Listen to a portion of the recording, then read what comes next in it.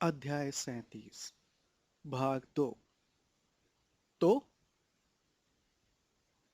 जब मैंने कल शाम को क्रीचर से पूछा था कि क्या सीरियस वहां था। निश्चित रूप से वोल्डेमॉर्ट के आदेश पर मेलफॉय परिवार ने उसे पहले ही बता दिया था कि तुम सीरियस की प्रताड़ना का सपना देखोगे। इसके बाद क्रीचर को ऐसा इंतजाम करना था ताकि तुम सीरियस से संपर्क न कर पाओ। इस तरह से वो ये पक्का कर लेना चाहता था कि अगर तुम सीरियस के घर पर होने की जांच करो तो क्रीचर ये नाटक कर सके कि वो वहां नहीं है। क्रीचर ने बकबीक नामक गरुड़ अश्व को कल घायल कर दिया था और जिस पल तुम आग में पहुंचे थे, सीरियस ऊपर की मंजिल पर उसकी देखभाल कर रहा था। हैरी के फेफड़ों की हवा कम रह गई। उसकी सांस तेज और खोखली हो गई। उसने टूटी आवाज में कहा, क्रीचर ने आपको ये सब बता दिया और हंसा। वो मुझे बताना तो नहीं चाहता था, डंबलडोर ने कहा। लेकिन मैं एक काबिल गुप्त घुसपैठिया हूं और ये जान जाता हूं कि मुझसे कब झूठ बोला जा रहा है।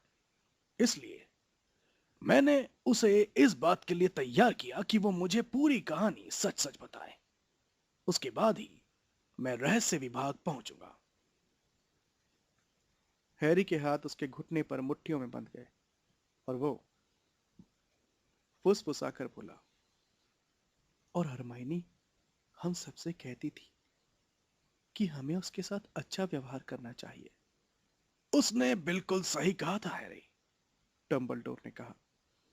जब हमने ग्रिमॉल चौक के 12 नंबर मकान को अपना मुख्यालय बनाया था, तभी मैंने सीरियस को चेतावनी दी थी कि उसे क्रीचर के साथ दयालुता और सम्मान से पेश आना चाहिए। मैंने उसे यह भी बताया था कि क्रीचर हमारे लिए खतरनाक हो सकता है, लेकिन मुझे नहीं लगता कि सीरियस ने मेरी बात को गंभीरता से लिया था या उससे कभी क्रीचर की भावनाओं का सम्मान किया था। आप सीरियस को दोष ना दें। आप सीरियस के बारे में इस तरह की बातें ना करें। जैसे हैरी की सांस खत्म हो गई थी। वो सही तरीके से शब्द नहीं बोल पा रहा था, लेकिन जो गुस्सा कम हो गया था वो एक बार फिर बढ़ने लगा। वो डंबलडोर को सीरियस की आलोचना नहीं करने देगा। क्रीचर झूठा दुष्ट है। वो इसी काबिल था।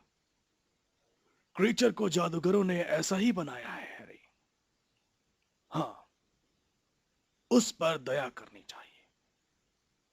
उसका अस्तित्व उतना ही दुखद है जितना तुम्हारे दोस्त टॉबी का था। उसे सीरियस के आदेशों का मजबूरन पालन करना पड़ता था क्योंकि सीरियस उस खानदान का आखिरी वारिस था। लेकिन उसे उसके प्रति सच्ची वफादारी कभी नहीं रही। और क्रीचर की गलतियां चाहे जो भी हो, ये तो मानना ही पड़ेगा कि सीरियस ने क्रीचर की मजबूरी को आसान बनाने के लिए कुछ नहीं किया था। हैरी चिल्लाया, आप सीरियस के बारे में ऐसे ना बोलें। एक बार फिर वो खड़ा हो गया।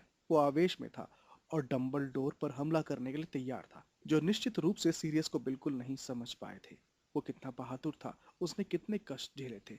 और स्नैप, हैरी ने कहा, अब उनके बारे में कुछ नहीं बोल रहे हैं, है ना? जब मैंने उन्हें बताया था कि वोल्डेमॉर्ट ने सीरियस को पकड़ लिया है, तो उन्होंने हमेशा की तरह मुझ पर ताना मारा था, डंबलडोर ने कहा। हैरी, डोलोरेस अम्ब्रिज के सामने प्रोफेसर स्नैप के पास और कोई चारा नहीं था। उस समय उन्होंने ये नाटक करना ही था कि वे तुम्हारी बात को गंभीरता से नहीं ले रहे हैं। लेकिन जैसा मैंने बताया, तुमने जो कहा था उसके बारे में उन्होंने मायापंची के समूह को फौरन सूचित कर दिया। जब तुम जंगल से नहीं लौटे तो उन्होंने ही अंदाजा लगाया कि तुम कहां गए हो। जब प्रोफेसर अम्ब्रिज तुम्हें सीरियस का ठिकाना बताने के लिए मजबूर कर रही थी तो उन्होंने ही अम्ब्रिज को नकली सत्य द्रव दिया था। हैरी ने इसे नजरअंदाज कर दिया। उसे स्नैप को दोष देने में वहशी आनंद आ रहा था। ये उसकी भयंकर ग्लानि को कम कर रहा था और वो डंबलडोर को अपनी बात से सहमत कराना चाहता था। स्नैप स्नैप ने सीरियस को घर में छिपे रहने के बारे में ताने मारे थे। उन्होंने ये तक कहा था कि सीरियस कायर था। सीरियस इतना बड़ा और समझदार था कि इन तानों से उसे चोट नहीं पहुंचनी चाहिए थी। स्नैप ने मुझे गुप्त विद्या सिखाना भी छोड़ दिया, हैरी हुर्राया। उन्होंने मुझे अपने ऑफिस से बाहर निकाल दिया। मैं जानता हूं, डंबलडोर ने भारीपन से कहा। मैं पहले ही कह चुका हूं, ये मेरी गलती है कि मैंने तुम्हें गुप्त विद्या नहीं सिखाई। हालांकि मुझे उस वक्त यकीन था कि इससे ज्यादा खतरनाक और कुछ नहीं था कि मैं तुम्हारे दिमाग को वोल्डेमॉर्ट के प्रति थोड़ा और खोल दूं, जबकि मेरी उपस्थिति में स्नैप ने इसे और ज्यादा बिगाड़ दिया था। स्नैप ने उसे बिगाड़ दिया। उनसे सीख कर आने के बाद हर बार मेरा निशान पहले से ज्यादा दुखने लगता था। हैरी को इस विषय पर रॉन के विचार याद आए और वो कहने लगा, अब ये बात कैसे जानते हैं कि वे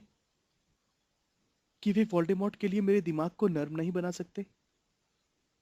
उसके लिए मेरे दिमाग में घुसने को ज्यादा आसान नहीं बना रहे थे।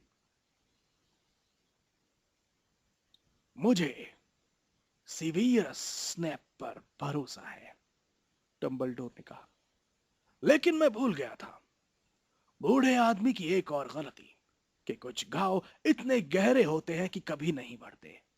मैंने सोचा था कि प्रोफेसर स्नैप तुम्हारे डैड के बारे में अपनी भावनाओं से उबर सकते हैं। मैं गलत था।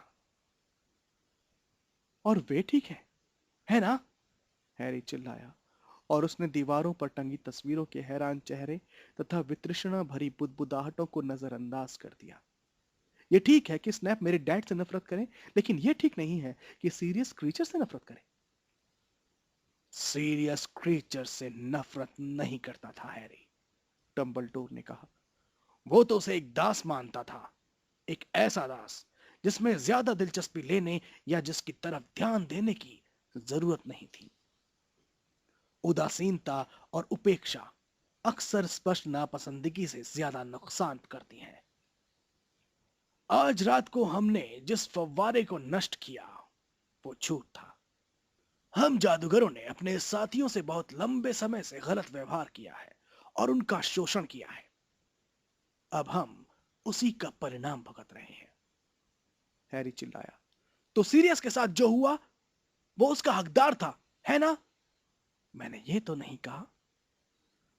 नहीं, तुम ऐसा कहते हुए मुझे कभी सुनोगे, डंबलडोर ने धीरे से जवाब दिया। हैरी, सीरियस क्रूर नहीं था। वो आमतौर पर घरेलू जिन्नों के प्रति दयालु था। उसे क्रीचर से प्रेम नहीं था, क्योंकि क्रीचर उस घर की जीवित याद थी जिससे सीरियस नफरत करता था। हाँ, वो उससे वो उस घर से नफरत करता था, हैरी बोला। उसकी आवाज टूट गई। उसने डंबलडोर की तरफ पीठ फेर ली और दूर चला गया। धूप अब कमरे के भीतर चमक रही थी और सभी तस्वीरों की आंख उसी पर टिकी थी।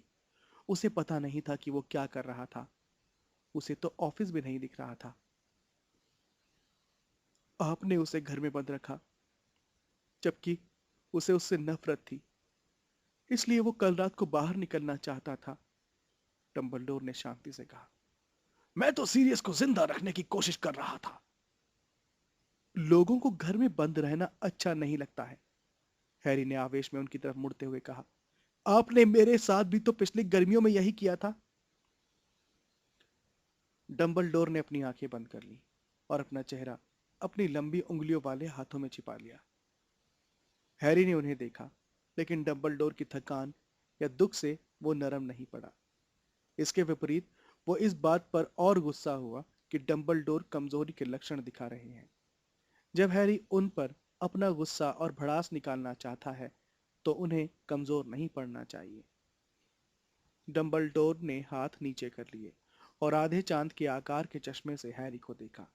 उन्होंने कहा, हैरी, अब समय आ गया है कि मैं तुम्हें वो बात बता दूं जो मुझे तुम्हें 5 साल पहले बतानी चाहिए थी। मेहरबानी करके बैठ जाओ हैरी, मैं तुम्हें सारी बातें बताने वाला हूं, बस थोड़ा धैर्य रखो।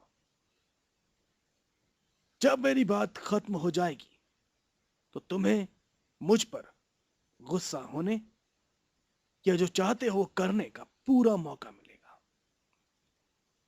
मैं तुम्हें नहीं रोकूंगा। हैरी ने एक पल के लिए उन्हें गुस्से से घूरा, फिर डंबलडोर के सामने वाली कुर्सी पर झपट कर बैठ गया और इंतजार करने लगा। डंबलडोर ने एक पल के लिए खिड़की के बाहर के धूप भरे मैदान को घूरा और फिर हैरी की तरफ देखते हुए बोले, हैरी, 5 साल पहले तुम हॉगवर्ट्स आए थे, सुरक्षित और सही सलामत, जैसी मैंने योजना बनाई थी और जैसा मैं चाहता था। हालांकि इस दौरान तुमने बहुत कष्ट उठाए थे। जब मैंने तुम्हें तुम्हारे अंकल आंटी की चौखट पर खड़ा किया था, तब मैं जानता था कि तुम कष्ट उठाओगे।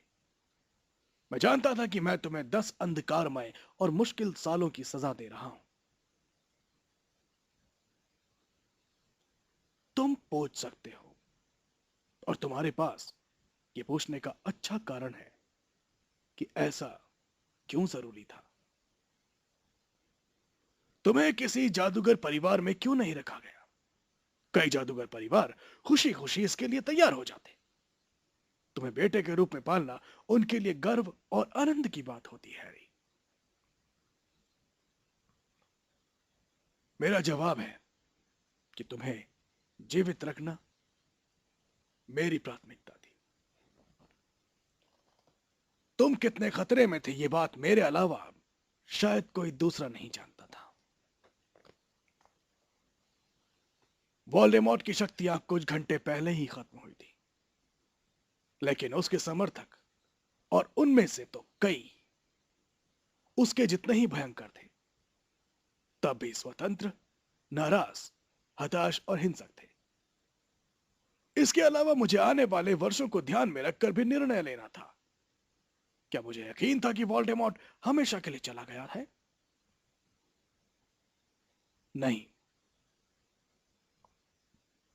मैं ये तो नहीं जानता था कि वो 10, 20 या 50 साल बाद लौटेगा, लेकिन मुझे यकीन था कि वो जरूर लौटेगा। और मुझे यह भी यकीन था कि वो तब तक चैन से नहीं बैठेगा जब तक कि वो तुम्हारी जान नहीं ले लेगा। मैं जानता था हैरी कि वोल्डेमॉर्ट का जादूगरी का ज्ञान शायद किसी भी अन्य जीवित जादूगर से ज्यादा है। मैं जानता था कि अगर दोबारा पूर्ण शक्तिशाली वो बन गया तो वो मेरे सबसे जटिल और सशक्त सुरक्षात्मक मंत्रों तथा सम्मोहनों को भी तोड़ सकता है। लेकिन मैं वोल्डेमॉर्ट की कमजोरी जानता था, इसलिए मैंने ये निर्णय लिया। तुम पर मैंने एक प्राचीन जादू कर दिया जिसके बारे में वो जानता है, लेकिन वो इसे निहायत ही घटिया मानता है, इसलिए इसके महत्व को हमेशा कम आंकता है, और उसने इसी का नतीजा भुगता। जाहिर है मैं उस घटना के बारे में बोल रहा हूं जब तुम्हारी मां ने तुम्हें बचाया और तुम्हें बचाने के लिए अपनी जान दी थी। उन्होंने तुम्हें एक अस्थायी सुरक्षा नहीं, एक स्थायी सुरक्षा दे दी थी जिसकी उसे उम्मीद नहीं थी। एक ऐसी सुरक्षा जो आज तक तुम्हारे खून में है। इसलिए मैंने तुम्हारी मां के खून पर भरोसा किया। मैंने तुम्हें उसकी बहन और एकमात्र जीवित रिश्तेदार के पास पहुंचा दिया। वो मुझसे प्यार नहीं करती है, उन्हें मेरी जरा भी परवाह नहीं। लेकिन उन्होंने तुम्हें रखा तो सही। डंबलडोर ने उसकी बात काटते हुए कहा, हो सकता है उन्होंने तुम्हें मन मारकर, गुस्से से, अनिच्छा से, कटुता से रखा हो, लेकिन इसके बावजूद उन्होंने तुम्हें रखा, और ऐसा करके उन्होंने उस सम्मोहन को पक्का कर दिया जो मैंने तुम पर किया था। तुम्हारी मां के बलिदान ने खून के बंधन को वो सबसे मजबूत बंधन बना दिया जो मैं तुम्हें दे सकता था। मैं अब भी नहीं समझ। जब तक तुम उस जगह को अपना घर कह सकते थे जहां तुम्हारी मां का खून रहता हो, तब तक वोल्डेमॉर्ट तुम्हें हाथ नहीं लगा सकता था या नुकसान नहीं पहुंचा सकता था। उसने तुम्हारी मां का खून बहाया था, लेकिन ये तुम में और उसकी बहन में अब भी जीवित है। उनका खून तुम्हारी ढाल बन गया। तुम्हें हर साल वहां एक बार लौटना होगा, लेकिन जब तक तुम उसे घर कह सकते हो, जब तक तुम वहां रहते हो, तब तक वो तुम्हें नुकसान नहीं पहुंचा सकता। तुम्हारी आंटी ये बात जानती है। मैंने उस चिट्ठी में उन्हें सारी बात बताई थी जो मैं तुम्हारे साथ उनकी चौखट पर छोड़कर आया था।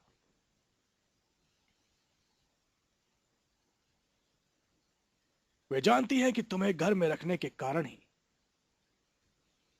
पिछले 15 सालों से तुम जिंदा हो। एक पल रुकिए। उसने अपनी कुर्सी पर तनकर बैठा और डंबलडोर को घूरने लगा। वो भोपू आपने भेजा था? आपने उन्हें कुछ याद रखने को कहा था? वो आपकी आवाज थी?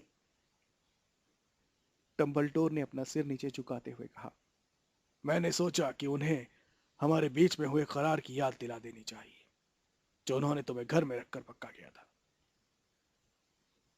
मुझे शक था कि दम पिशाच के हमले के बाद उन्हें तुम्हें घर पर रखने में खतरों की याद आ गई होगी। हाँ, ऐसा ही हुआ था, हैरी धीरे से बोला। देखिए, आंटी से ज्यादा अंकल को लगा था।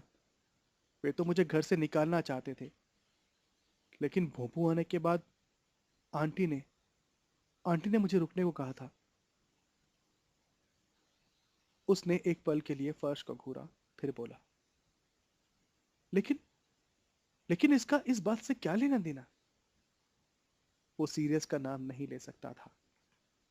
तो 5 साल पहले, डंबलडोर ने आगे कहा, जैसे वे अपनी कहानी में बीच में रुके ही ना हो। तुम हॉगवर्ट्स आ गए। तुम उतने खुश या हट्टे कट्टे तो नहीं थे जितना मैं पसंद करता, लेकिन फिर भी जीवित और सही सलामत थे। तुम लाड प्यार के बिगड़े राजकुमार नहीं थे, बल्कि उतने ही सामान्य बच्चे थे जितना मैं इन परिस्थितियों में उम्मीद कर सकता था। अब तक मेरी योजना अच्छी तरह काम कर रही थी, और फिर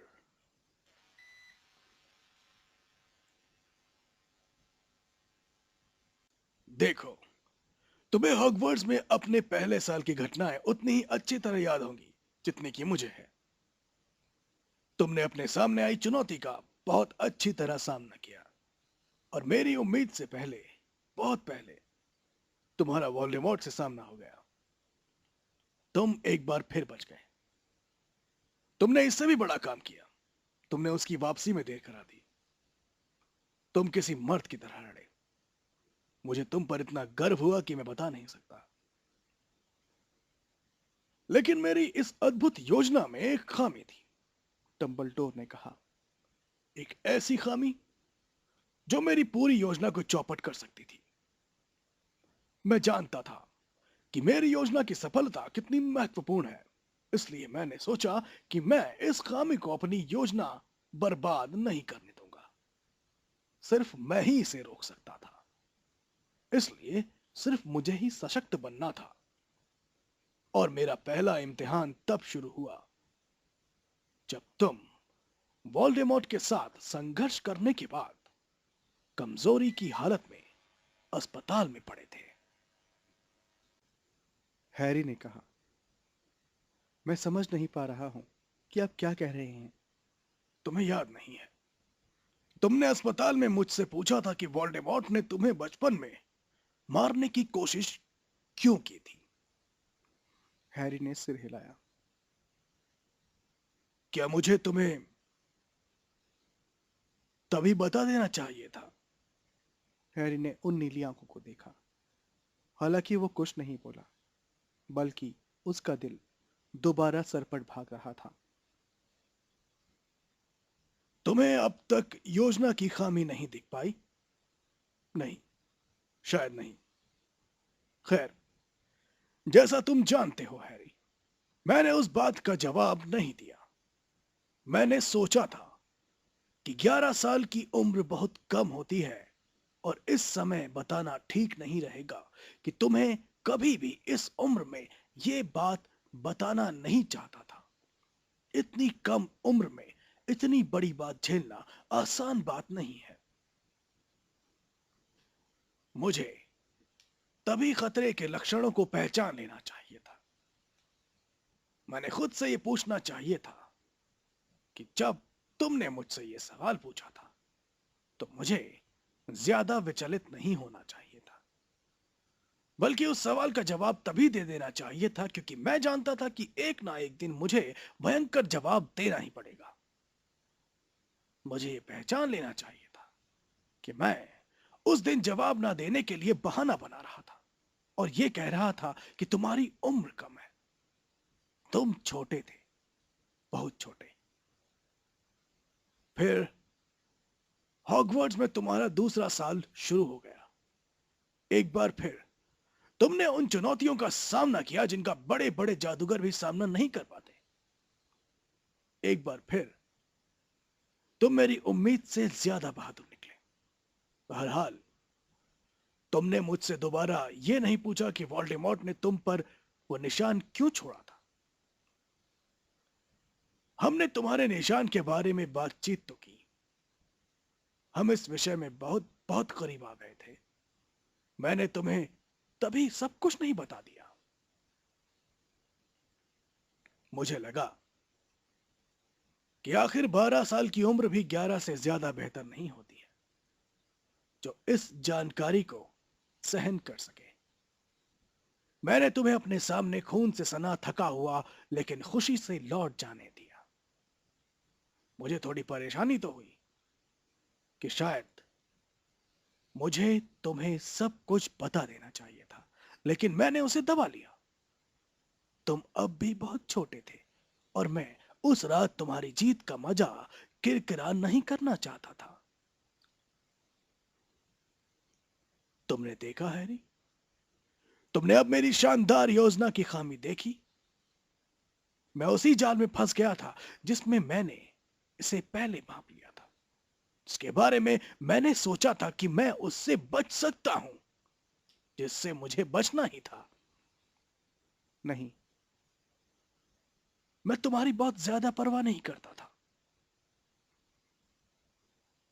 तुम्हें सच्चाई बताने के बजाय मुझे तुम्हारी खुशी की ज्यादा परवाह थी। अपनी योजना के बजाय मुझे तुम्हारी मानसिक शांति की परवाह थी। मैं जानता था कि मेरी योजना के असफल हो जाने पर कई जाने जा सकती हैं, लेकिन उनके बजाय मुझे तुम्हारी जान की ज्यादा परवाह थी।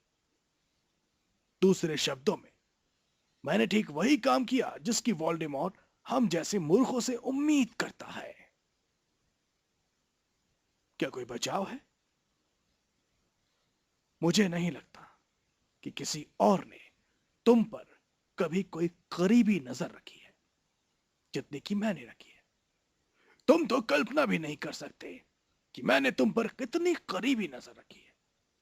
तुम जितने कष्ट में थे, मैं तुम्हें उससे ज्यादा कष्ट नहीं देना चाहता था। मुझे इस बात की क्या परवाह थी कि अनाम और अनजान लोग तथा प्राणी भविष्य में मौत के घाट उतार दिए जाएंगे। मुझे तो इस बात की परवाह थी कि तुम जिंदा, स्वस्थ और खुश रहो। मैंने कभी सपने में भी नहीं सोचा था कि मैं ऐसा कर सकता हूं। तुम थर्ड ईयर में पहुंच गए। मैंने तुम्हें दूर से देखा जब तुम दम पिशाचों को दूर हटाने के लिए जूझे, जब तुम्हें सीरियस मिला, जब तुम्हें उसकी हकीकत पता चली और जब तुमने उसे बचाया। तब तुमने विजयी अंदाज में अपने गॉडफादर को मंत्रालय की गिरफ्त से बचाया था। क्या मैं तुम्हें उसी पल सब कुछ बता देता? लेकिन अब 13 साल की उम्र में मेरे बहाने खत्म हो रहे हैं। तुम छोटे जरूर थे, लेकिन तुमने यह साबित कर दिया कि तुम असाधारण हो। हैरी, मेरी अंतरात्मा परेशान हो रही थी। मैं जानता था कि वो समय जल्दी ही आएगा,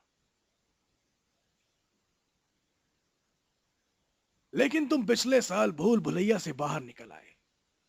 तुमने सेड्रिक डिगोरी को मरते देखा और खुद बाल बाल बचे। फिर भी मैंने तुम्हें नहीं बताया, हालांकि मैं जानता था कि वोल्डेमॉर्ट के लौटने के बाद मुझे यह काम जल्दी करना होगा। और अब आज रात को मैं जानता हूं कि तुम काफी समय से उस जानकारी के लिए तैयार हो जो मैंने तुम्हें इतने लंबे समय से नहीं दी है,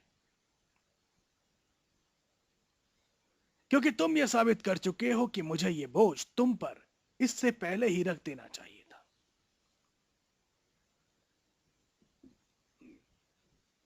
मेरा इकलौता बचाव यह है, मैं जानता था कि तुम पर स्कूल के बाकी विद्यार्थियों से ज्यादा बोझ था, इसलिए मैं अतिरिक्त और सबसे बड़े बोझ को तुम पर नहीं लादना चाहता था। हैरी ने इंतजार किया, लेकिन डंबलडोर कुछ नहीं बोले। मैं अब भी नहीं समझा। वोल्डेमॉर्ट ने तुम्हें बचपन में मारने की कोशिश इसलिए की थी क्योंकि तुम्हारे पैदा होने से पहले एक भविष्यवाणी हुई थी। वो जानता था कि भविष्यवाणी हुई है, लेकिन वो पूरी भविष्यवाणी नहीं जानता था। जब तुम बच्चे थे तभी वो तुम्हें मारने निकल पड़ा, क्योंकि उसे यकीन था कि वो भविष्यवाणियों की शर्तों को पूरा कर सकता है। जब तुम्हें मारने वाला शाप उसी को पलट कर लगा तो उसे पता चल गया कि वो गलत था। इसलिए अपने शरीर को हासिल करने के बाद, और खास तौर पर पिछले साल उसके हाथ से तुम्हारे असाधारण रूप से बच निकलने के बाद, वो पूरी भविष्यवाणी को सुनने के लिए बेताब था। यही वो हथियार था हैरी, जिसे वो अपनी वापसी के बाद इतनी शिद्दत से तलाश कर रहा था। यह ज्ञान कि तुम्हें नष्ट कैसे किया जाए। सूरज अब पूरी तरह उग चुका था। डंबलडोर का ऑफिस धूप से नहा चुका था। जिस कांच के केस में गौरव गरुड़द्वार की तलवार रखी थी, वो सफेद चमक रहा था और अर्ध पारदर्शी था। हैरी ने फर्श पर जो यंत्र फेंके थे, उनके टुकड़े पानी की बूंदों की तरह चमक रहे थे, और उसके पीछे वाला नन्हा ज्वाला राख के अपने घोंसले में हल्की हल्की आवाजें निकाल रहा था। भविष्यवाणी फूट गई, हैरी ने सूनेपन से कहा। मैं तोरणद्वार वाले कमरे में नेविल को सीढ़ियों के ऊपर खींच रहा था, तभी नेविल का दुशाला फट गया और ये गिर गई। जो फूटा था वो रहस्य विभाग द्वारा भविष्यवाणी का रखा गया रिकॉर्ड था, लेकिन वो भविष्यवाणी किसी के सामने की गई थी और उस व्यक्ति को वो भविष्यवाणी बहुत अच्छी तरह याद है। इसे किसने सुना था? हैरी ने पूछा, हालांकि वो जवाब का अंदाजा लगा सकता था। मैंने, डंबलडोर ने कहा। 16 साल पहले एक ठंडी बारिश भरी रात को हॉग्स हेड सराय के बार के ऊपर वाले एक कमरे में मैंने ये भविष्यवाणी सुनी थी। मैं वहां पर ज्योतिष के टीचर की एक आवेदक से मिलने गया था। हालांकि वो ये नहीं चाहता था कि हमारे यहाँ ज्योतिष का विषय रहे। बहरहाल वो आवेदक एक बहुत मशहूर और बहुत प्रतिभाशाली भविष्यवक्ता की पर पोती थी। इसलिए मैंने सोचा कि सामान्य शिष्टाचारवश उससे मिलने जाना चाहिए, लेकिन उससे मिलकर मुझे निराशा हुई। मुझे लगा कि उसमें जरा भी प्रतिभा नहीं है। मैंने उसे बता दिया कि मुझे नहीं लगता कि वो उस पद के लिए उपयुक्त रहेगी। मैं चलने के लिए मुड़ा। डंबलडोर खड़े हो गए और हैरी के पास से होते हुए ज्वाला के अड्डे के पास रखी काली अलमारी तक गए। उन्होंने अलमारी खोलकर उसके भीतर से पत्थर का एक खाली पात्र निकाला। इस पात्र के कोने पर पुरातन लिपियां उकेरी गई थी और इसी में हैरी ने अपने डैडी को स्नैप को प्रताड़ित करते हुए देखा था। डंबलडोर वापस डेस्क तक गए, उस पर स्मृति पत्र रखा और अपनी छड़ी अपने माथे पर लगाई।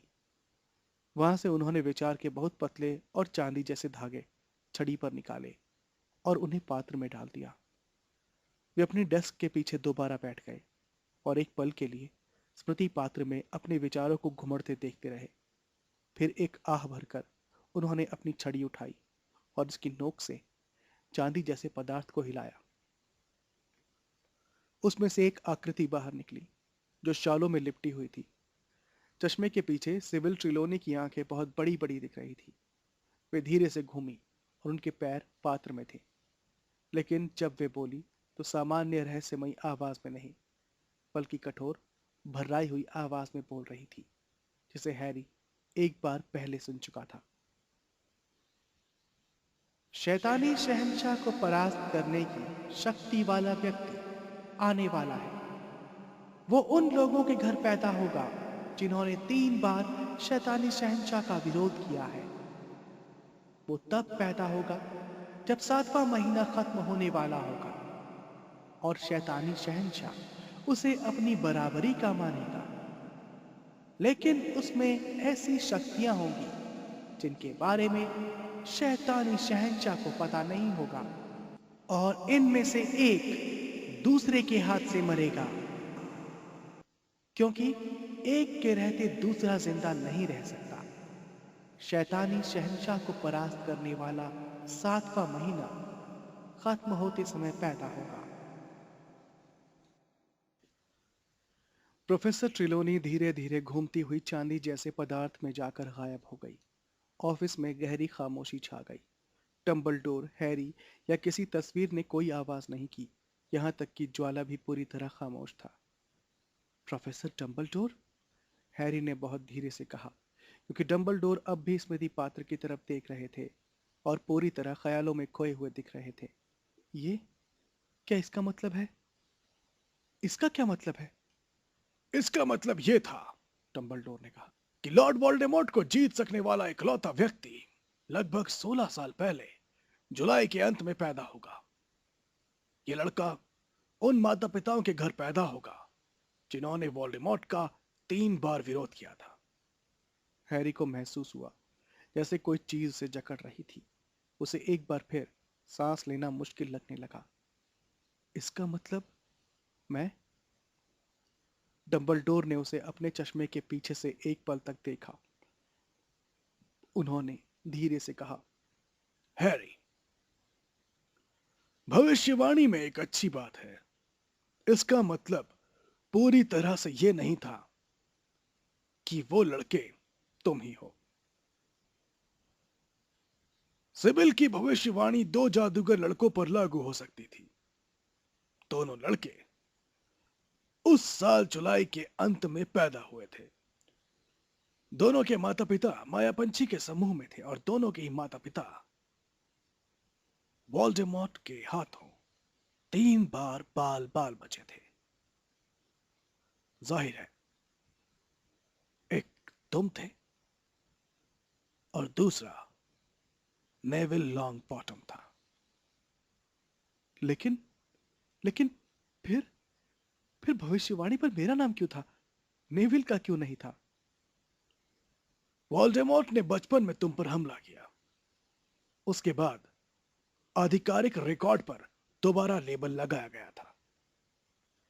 भविष्यवाणी हॉल के प्रबंधक को यह लगा कि वोल्डेमॉर्ट ने तुम्हें मारने की कोशिश इसलिए की थी क्योंकि वो जानता था कि सिबिल का इशारा तुम्हारी ही तरफ था। हैरी ने कहा, तो फिर हो सकता है कि वो मैं नहीं हूं? डंबलडोर ने धीरे से कहा, जैसे हर शब्द बोलने के लिए उन्हें बड़ी मेहनत करनी पड़ रही हो। मुझे लगता है कि इसमें कोई शक नहीं है कि वो लड़के तुम ही हो। लेकिन जैसा आपने कहा, नेविल भी तो जुलाई के अंत में पैदा हुआ था और उसकी मम्मी डैडी। तुम भविष्यवाणी के अगले हिस्से को भूल रहे हो हैरी, उस लड़के को पहचानने के आखिरी लक्षण को जो वोल्डेमॉर्ट को परास्त कर सकता है। वोल्डेमॉर्ट उसे अपनी बराबरी का मानेगा। और उसने ऐसा ही किया हैरी। उसने नेविल को नहीं, तुम्हें चुना। उसने तुम्हें वो निशान दिया जो वरदान और अभिशाप दोनों साबित हुआ। हो सकता है उसने गलत लड़के को चुना हो। उसने उस लड़के को चुना जो उसके हिसाब से उसके लिए सबसे ज्यादा खतरनाक हो सकता था। और हैरी, इस बात पर ध्यान दो, उसने शुद्ध खून वाले को नहीं चुना, जो सिद्धांत के अनुसार असली जादूगर होने के लायक था या हकदार था, बल्कि अपनी ही तरह आधे खून वाले को चुना। उसने तुम्हें देखने से पहले ही तुम में अपनी छवि देख ली। तुम्हें वो निशान देते समय वो तुम्हें नहीं मार पाया जैसा उसका इरादा था, बल्कि उसने तुम्हें ऐसी शक्तियां और ऐसा भविष्य दे दिया जिसकी वजह से तुम उससे एक बार नहीं बल्कि 4 बार बच चुके हो। तुम्हारे या नेविल के माता पिता भी ये नहीं कर पाए थे। तो फिर उसने ऐसा क्यों किया? हैरी ने कहा, जो सुन्न और ठंडा महसूस करने लगा। उसने मुझे बचपन में मारने की कोशिश क्यों नहीं की? उसे ये देखने का इंतजार करना चाहिए था कि बड़े होने पर नेविल या मुझ में कौन ज्यादा खतरनाक लगता है। इसी के बाद उसे हम में से किसी को मारने की कोशिश करनी चाहिए थी। यही ज्यादा व्यावहारिक कदम होता है रे। लेकिन भविष्यवाणी के बारे में वोल्डेमॉर्ट की जानकारी अधूरी थी। सिबिल ने हॉग्सहेड को सस्ता होने के कारण चुना था। वहां 3 ब्रूमस्टिक्स में ज्यादा अजीब लोग आते थे, जैसा तुम्हें और तुम्हारे दोस्तों को बाद में पता चला, और जैसा उस रात को मुझे पता चला। ये एक ऐसी जगह है जहां कोई भी आपकी बातचीत सुन सकता है। जाहिर है, सिबिल ट्रिलोनी से मिलने जाते वक्त मैंने सपने में भी नहीं सोचा था कि वहां पर ऐसी कोई बात होगी जिसके दूसरों के सुनने से फर्क पड़ेगा। ओह, लेकिन खुशकिस्मती यह रही कि थोड़ी सी भविष्यवाणी सुनने के बाद ही सुनने वालों को पकड़ लिया गया और सराय से बाहर निकाल दिया गया। तो उसने सिर्फ शुरुआत वाली बात सुनी थी हैरी। वह हिस्सा जिसमें जुलाई के अंत में पैदा होने वाले लड़के के बारे में बताया गया था, जिसके माता पिता ने 3 बार वोल्डेमॉर्ट का विरोध किया था। परिणाम स्वरूप वह अपने मालिक को चेतावनी नहीं दे सकता था कि तुम पर हमला करने और तुम्हें अपनी बराबरी का मानने का यह मतलब था कि वो तुम्हें अपनी शक्तियां दे देगा। तो वोल्डेमॉर्ट कभी नहीं जानता था कि तुम पर हमला करने में खतरा पैदा हो सकता है, या इंतजार करने और ज्यादा जानने में समझदारी हो सकती है। वो नहीं जानता था कि तुम में ऐसी शक्तियां होंगी जिनके बारे में शैतानी शहंशाह को पता नहीं होगा। लेकिन मुझ में नहीं है, हैरी ने घुटी हुई आवाज में कहा। मुझ में ऐसी कोई शक्ति नहीं है जो उसमें नहीं है। मैं उस तरीके से नहीं लड़ सकता जिस तरीके से वो आज रात को लड़ा था। मैं लोगों के शरीर पर कब्जा नहीं कर सकता, या या उन्हें मार नहीं सकता। रहस्य विभाग में एक कमरा है, डंबलडोर ने बीच में कहा। जिस पर हर समय ताला लगा रहता है। उसमें एक ऐसी शक्ति है जो मौत, इंसानी बुद्धि या प्रकृति की शक्तियों से ज्यादा अद्भुत और भयंकर है। शायद ये वहां रखी अन्य शक्तियों से ज्यादा महत्वपूर्ण है। उस कमरे में मौजूद शक्ति तुम में बहुत ज्यादा है, और वोल्डेमॉर्ट में बिल्कुल भी नहीं। वही शक्ति तुम्हें आज रात सीरियस को बचाने ले गई थी। उसी शक्ति ने तुम्हें वोल्डेमॉर्ट के कब्जे से बचाया था, क्योंकि वो जिस शक्ति को हिकारत की नजर से देखता है, उससे भरे हुए शरीर में रहना बर्दाश्त नहीं कर सकता। अंत में इससे कोई फर्क नहीं पड़ता कि तुम अपना दिमाग बंद नहीं कर पाए। तुम्हारे दिल ने तुम्हें बचा लिया। हैरी ने आंखें बंद कर ली। अगर वो सीरियस को बचाने नहीं गया होता तो सीरियस जिंदा होता। सीरियस के बारे में दोबारा सोचने के पल को टालने के लिए हैरी ने पूछा, हालांकि उसे जवाब की परवाह नहीं थी। भविष्यवाणी के अंत में ऐसा क्या कहा गया था? एक के रहते? दूसरा जिंदा नहीं रह सकता। डंबलडोर ने कहा। तो हैरी ने उन शब्दों को निकाला जो उसे अपने भीतर की निराशा के गहरे कुएं में आते महसूस हो रहे थे। तो इसका मतलब यह है कि हम में से एक को दूसरे को मारना होगा अंत में? हाँ। डंबलडोर ने कहा। काफी देर तक कोई कुछ नहीं बोला। ऑफिस की दीवारों से बहुत दूर हैरी की आवाजें सुनाई दे रही थी। विद्यार्थी नाश्ता करने के लिए बड़े हॉल में जा रहे थे। यह संभव लग रहा था कि इस दुनिया में ऐसे लोग भी हो सकते हैं जो भोजन करना चाहते हैं और हंसते हैं, जो ना तो जानते हैं ना ही परवाह करते हैं कि सीरियस ब्लैक हमेशा के लिए चला गया है। सीरियस पहले ही लाखों मील दूर लग रहा था। हालांकि अब भी हैरी के एक हिस्से को यकीन था कि अगर वो उस पर्दे को खींच देता तो उसे सीरियस अपनी तरफ देखता और शायद मुस्कुराता हुआ मिलता। मुझे तुम्हें एक और स्पष्टीकरण देना है हैरी। डंबलडोर ने झिझकते हुए कहा। शायद तुमने सोचा हो कि मैंने तुम्हें प्रीफेक्ट क्यों नहीं बनाया। मुझे लगा था कि तुम्हारे पास पहले से ही काफी ज्यादा जिम्मेदारियां थी। हैरी ने उनकी तरफ देखा। डंबलडोर के चेहरे पर एक आंसू फिसलता हुआ उनकी लंबी सफेद दाढ़ी में जा रहा था।